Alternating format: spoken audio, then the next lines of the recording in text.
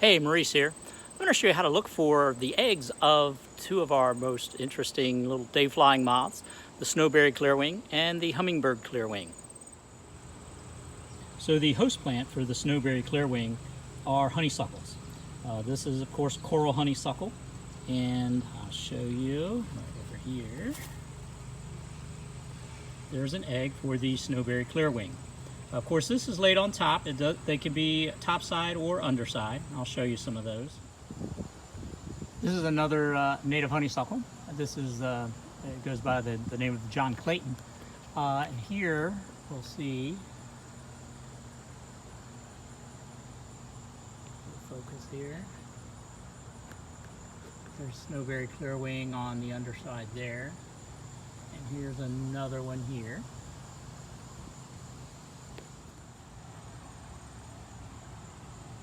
Here's another on another part of the plant. And just like we saw with the coral honeysuckle, here's an egg laid on the top. I generally do find most of the eggs on the undersides of the leaves. This, of course, is the Japanese honeysuckle. They will lay eggs on this. They don't seem to have too much of a preference, although I did not find any eggs on this one. But I can switch off if I run out of a food plant while I'm raising some of the caterpillars. I can use the Japanese honeysuckle. But unlike our natives, this is a lot more invasive. Now, I've been finding and raising Snowberry Clearwing for many years. They seem to be common to me, and I always thought, oh, okay, well, you know, the Hummingbird Clearwing, I just don't have any luck ever finding that. But you probably heard me say, if you plant it, they will come. And sure enough, I planted a viburnum, and it's one of their food plants. They will use honeysuckle, but they tend to have a little more favoritism towards that. Of course, viburnum is in the honeysuckle family. So this year, I got lucky.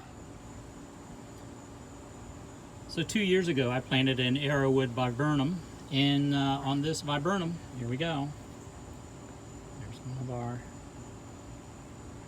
eggs right here, and then I started looking a little more, and here's another.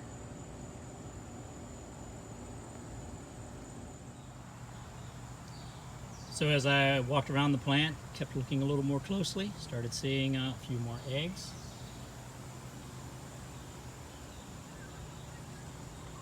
There's one here.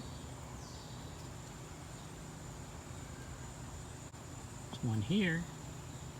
And then I got an even nicer surprise.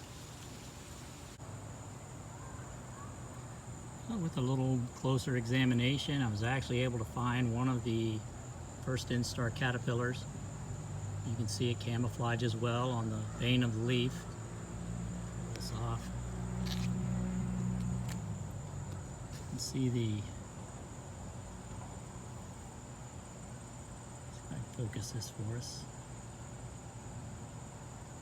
You can see the little spike on the tail, all right, that horn. Well, this is one of the hornworms.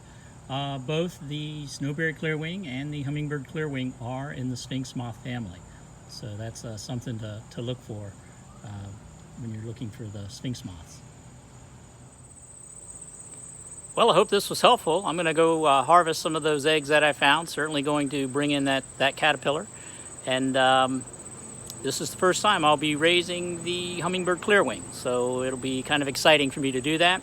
And I'll certainly post some pictures to compare the two different caterpillars. All right, see ya.